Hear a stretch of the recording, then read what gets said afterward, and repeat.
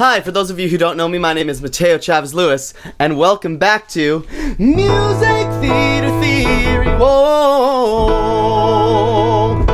If you're new to this channel and you've never been here before, and this is one of the first videos on the channel that you're watching, it's probably because I recently got a shout out from Sideways, who's one of my favorite music theory content creators on YouTube. And Sideways shouted out a video I made a little while ago about Out There from Hunchback of Notre Dame. So kind of in keeping with that tradition, I wanted to take a moment today to talk about another Disney I Want song, which is, of course, Part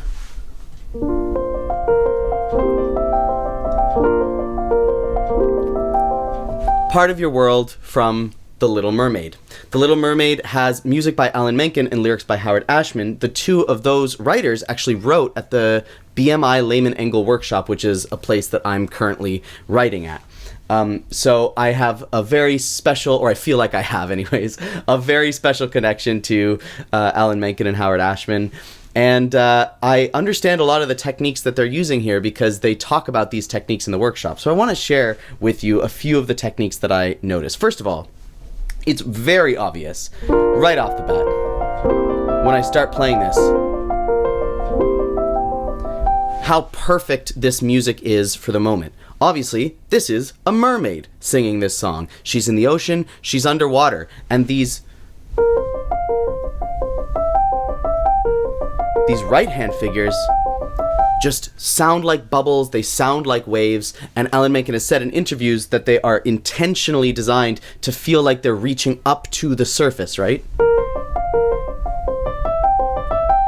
The other reason that this is so perfect is because of the harmony.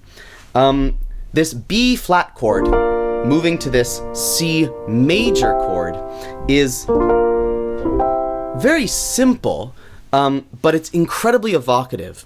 When we first hear the B flat chord, at least the way I hear it, my ear immediately places us in the key of B flat major because we're hearing a B flat major chord. And in B flat major, there's supposed to be that E flat. The E is supposed to be flat in B flat major. So when we hear this B flat major chord, we kind of expect to hear an E flat. But then in the very next chord, on this C major chord, we're hearing an E natural, not an E flat. And what that does is it takes our ear from B flat major to something like a B flat Lydian mode. And a Lydian mode is when you take a major scale and you take that fourth note and you just raise it a semitone. So you take that E flat in B flat major and you turn it into an E natural.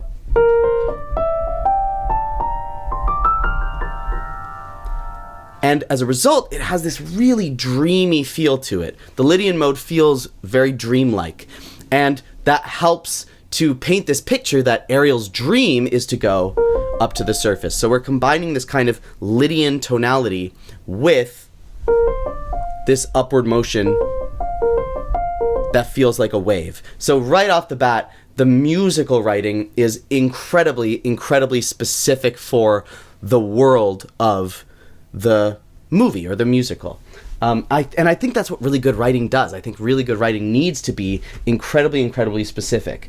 I always say when I teach my songwriting course, I always say, don't try to write just chords that sound good together, because good chord progressions are kind of dime a dozen. Anyone can just put together some chords that sound funky. But if you can choose the exact musical idea that is perfect for the world of the exact story you're telling, that's when you get really, really compelling works of musical theater, like The Little Mermaid. So moving on, we have this little intro section. And this is quite an old-fashioned technique to have this conversational introductory verse before we get into the proper song. We have all of this, the E natural there. Look at this stuff, isn't it neat? Wouldn't you think my collection's complete? Etc., etc. It's very conversational. It's kind of I mean, it's literally in time, but it feels kind of out of time. It feels like it's just the rate of speech. She doesn't sing, you know, big, beautiful melodic lines yet. And that's very typical of the verse introduction of what's called an AABA song. Now, if you've watched videos on this channel before, you've heard me talk a lot about AABA song form. Basically, it's a classic old song form where you have two repeating sections of music, so two A sections, AA, then a B section, which is a different section of music that provides contrast to those A sections, and then the A section comes back and repeats again at the end, AABA. You've also probably heard me talk about, like I talked about this in my video on Golden 2 weeks ago, you've also probably heard me talk about verse, chorus, bridge, chorus song form, which is the traditional song form for pop music. Now, AABA, very classic, very golden oldie, you know, Rodgers and Hammerstein, the Gershwin brothers, those are the writers that loved AABA song form. And the BMI workshop really loves AABA song form too.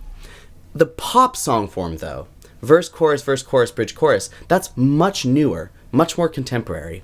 And what's interesting about Part of Your World is that it kind of blends these two song forms. So I want to show you how it does that. So here we have an A section, which is, I want to be where the people are. I want to see 'em dancing, walking around on those, what do you call 'em? Oh, feet. Then we have the same section again, so another A section. Flipping your fins, you don't get too far. Legs are required for jumping, dancing, etc. It's the same melody, so we give it the A label again. You've heard me talk about AABA a lot on this channel. The difference here, though, is that before we get into the true B section, or the bridge, or the section of the song that gives us contrast, we get this extra little chunk that almost feels like a chorus or a tag or something else that's kind of squeezed in here, which is this up where they walk, up where they run, up where they stay all day in the sun, wandering free, wish I could be part of that world. A classic song form would have this repeat of the two A sections, right? Flipping your fins, you don't get too far is a repeat of I want to be where the people are, right? So that would be from a classic song, but then a pop song would have this like chorus section of up where they walk, up where they run, up where they stay all day in the sun. So I think it's really interesting that this song blends like classic song form with this more contemporary pop song form. I think that's really cool. Either way, in a pop song form we get a bridge, which provides contrast, and in an AABA song we get a B section, which provides contrast.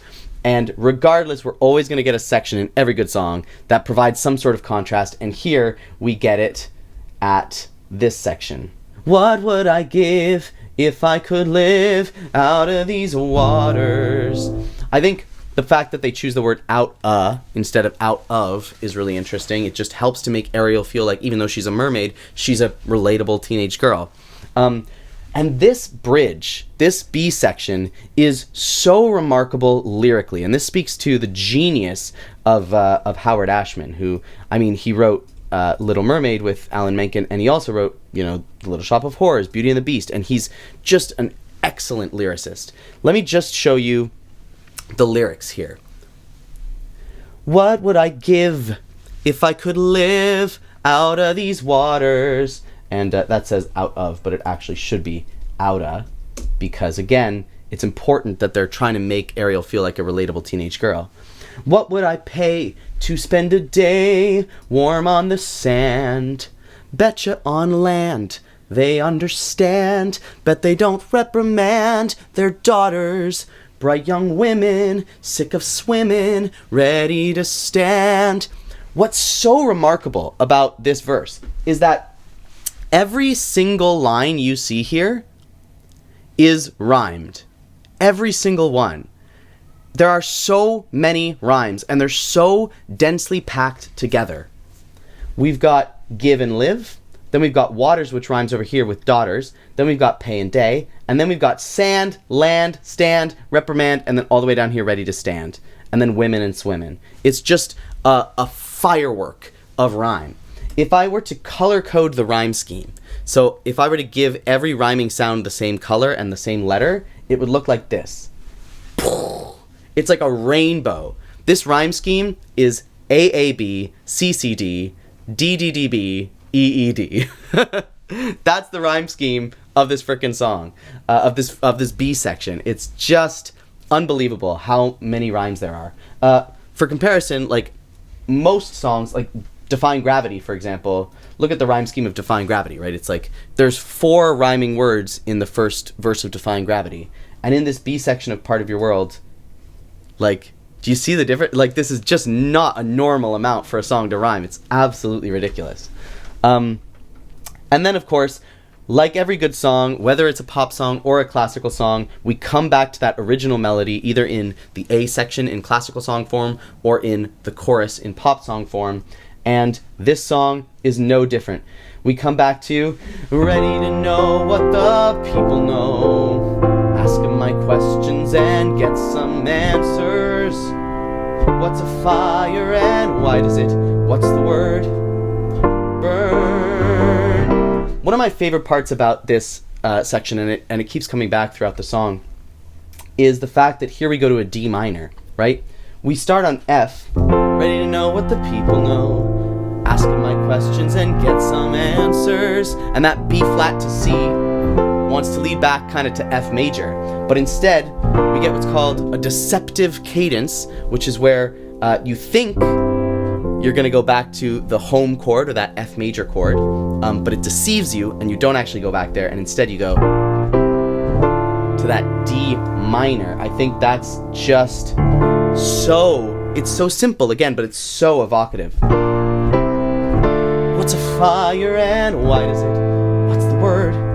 Burn. When's it my turn? Wouldn't I love to explore that shore up above? And here's another moment where we think we're going to get something major and we get something minor. You'll notice in the key of F major, we're supposed to get a D natural, and we get one here. Explore that shore. There's that D natural. But then the chords change underneath, so that instead of a D natural, we're getting that D flat, which makes it into a B flat minor chord. So we go from this B flat major with a D natural to a B flat minor with a D flat. And it just takes this bright sound and just kind of darkens it a little bit. Ooh. And it makes you feel that longing. There's the hope of where she wants to be, but then the kind of dark remembrance of the fact that that place is far away and she's not there yet. It's just combining light and dark in such a beautiful way. Explore that shore up above. And then if you're in the movie, above, up to that D flat, she does a little opt up. And then we have this ending, out of the sea, wish I could be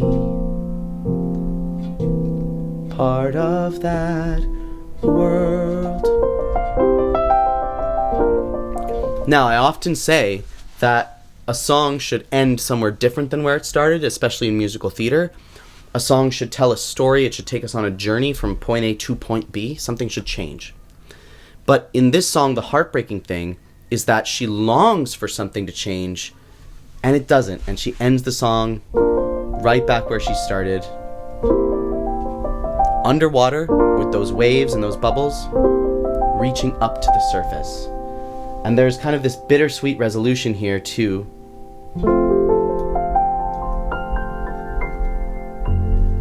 F major. Which feels like we're coming home, you know, to the F major chord.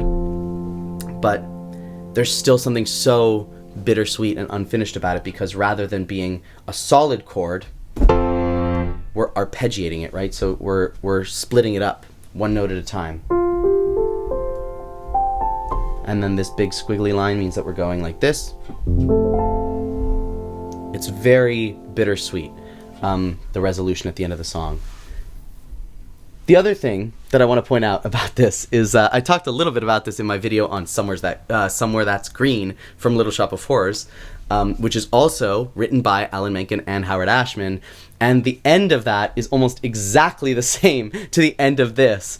So they basically took what they knew worked from Somewhere That's Green and they just put it into Part of Your World. I could sing the end of Somewhere That's Green to the melody of Part of Your World, right? I could sing, far from Skid Row, I dream we'll go somewhere that's green. Right?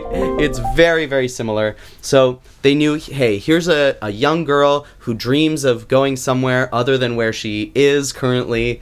Audrey dreams of leaving Skid Row. Ariel dreams of leaving the ocean. It's a very similar moment for a very similar character in some ways. And so let's use a very similar ending to the song that we know works. I think that's so funny. And they've said in interviews, like, they called it, like, Somewhere That's Wet between themselves. That was, like, their nickname for this song. Anyways, there's just a little bit of things I find interesting about the music of Part of Your World from The Little Mermaid. And if you want to learn more about music theory behind music theater at a kind of really advanced level, or I try to make it quite advanced, then subscribe to this channel. And I'll see you again on Music Theater Theory. Whoa! Peace out, y'all.